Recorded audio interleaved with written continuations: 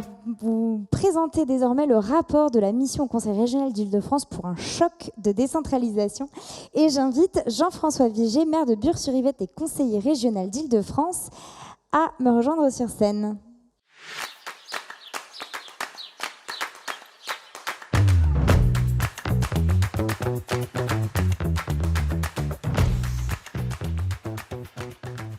Bonjour messieurs, dames, merci de l'accueil.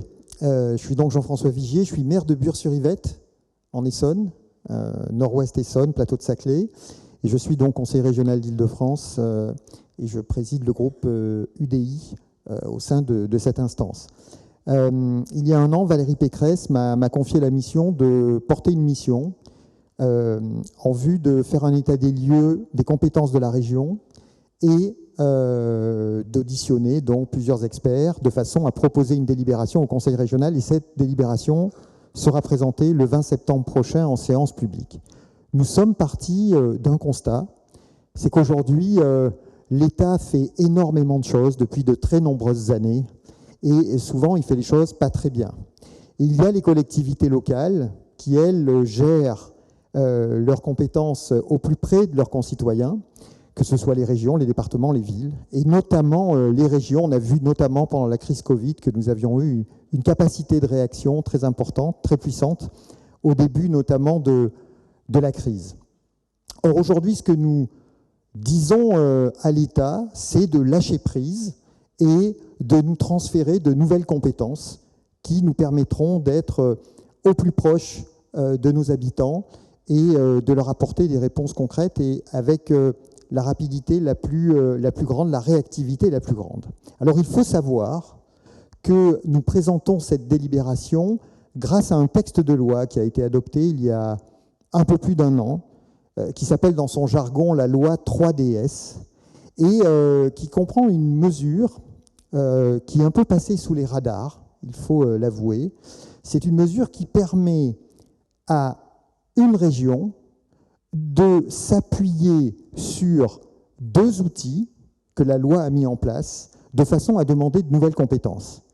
Ces deux outils, c'est la différenciation et c'est l'expérimentation. Qu'est-ce que veut dire la différenciation ? Eh bien, la différenciation, c'est un mot qui, en fait, balaye d'un seul coup des dizaines et des dizaines d'années d'un dogme national qui existe selon lequel la règle, la loi, doit être la même sur l'ensemble du territoire national. Vous êtes géré de la même façon à Lille qu'à Brest, qu'à Nice, depuis un siècle et plus. Eh bien, la loi 3DS dit, les régions peuvent estimer, une région peut estimer qu'elle a une différence sociale, économique, sociétale avec d'autres régions et elle peut demander de nouvelles compétences. Parce que justement, c'est l'égalité sur l'ensemble du territoire qui crée des inégalités en fonction des régions. Et une fois que vous avez déterminé cette notion de différenciation, vous demandez de nouvelles compétences sur la base de l'expérimentation. Expérimentation veut bien dire qu'on prend une compétence que l'État veut bien nous déléguer pour 5 ans. On l'expérimente. Et si à l'issue des 5 ans, l'essai est concluant, on peut la conserver. Ou bien on peut l'étendre à d'autres régions, ou bien on la rend et on étudie peut-être la demande d'autres compétences. Du coup, nous allons présenter une délibération. J'ai l'honneur de présenter cette délibération à la demande de Valérie Pécresse, la présidente de région. Nous allons demander 40 nouvelles compétences à l'État. 40. C'est ce qu'on appelle vraiment un choc de décentralisation. Alors, je ne vais pas vous les citer toutes, ces compétences, mais je vais vous en citer quelques-unes qui sont assez emblématiques.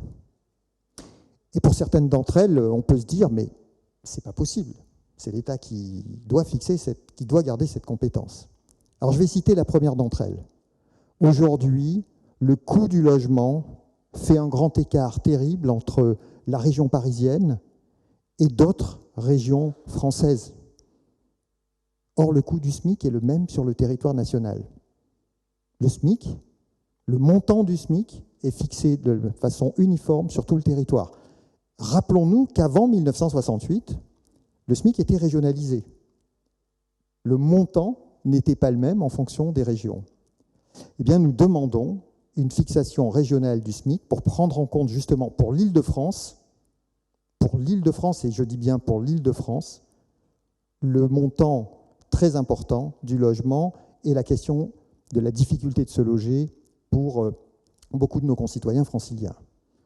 Autre exemple, je change de sujet, les lycées professionnels. Les lycées professionnels, ça devrait être une formation d'excellence. Or, ça ne l'est pas, c'est peu attractif. Et nous pensons que la région qui gère déjà les lycées, eh bien, c'est le bon niveau de responsabilité pour prendre en charge les lycées professionnels et définir des filières d'avenir. Et Dieu sait qu'il y en a. L'exemple de la sécurité dans les transports.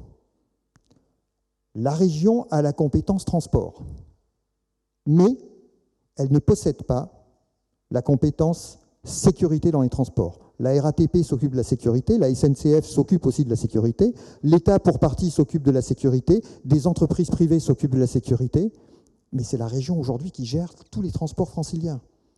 Est-il normal qu'il n'y ait pas une compétence reconnue à la région sur la sécurité? C'est ce que nous demandons également. Je reste sur la compétence transport avec un autre exemple qui est très parlant et dont nous avons vécu un épisode il y a 1 an, à l'occasion de la fixation du pass Navigo que nous avons dû augmenter. Nous avons la compétence transport, comme je le disais à l'instant. Formidable. Nous avons des investissements extrêmement lourds à effectuer sur les 20-30 prochaines années, dans l'urgence. Sauf que pour investir et pour récupérer plus d'argent, il faut que la présidente de région aille demander à l'État de lui octroyer davantage de versement mobilité, ce versement que fixent les entreprises, pour participer au coût des transports. Donc on voit bien qu'il y a un problème, puisque si nous sommes compétents sur une délégation, nous devons avoir la liberté de fixer librement le montant d'une fiscalité, comme nous pouvons fixer le montant du pass Navigo. Autre exemple qui me paraît aussi très important, c'est le logement, l'attribution des logements sociaux.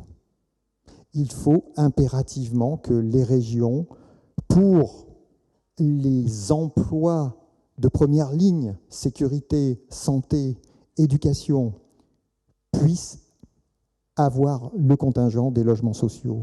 Parce que c'est au plus près, avec les villes, que nous serons mieux à même de définir qui on doit mettre dans les logements sociaux. L'État ne peut plus faire ça, il le fait mal. On le voit dans nos villes, mais on le voit aussi à l'échelle régionale. Voilà, je ne veux pas donner non plus toutes les 40 demandes que nous formulons, mais il y en a 40. Alors c'est vrai que c'est, excusez-moi du mot, disruptif, parce que c'est la première fois que ce sera demandé à l'occasion de cette saisine. La loi 3DS n'est pas très vieille, elle a à peine 2 ans.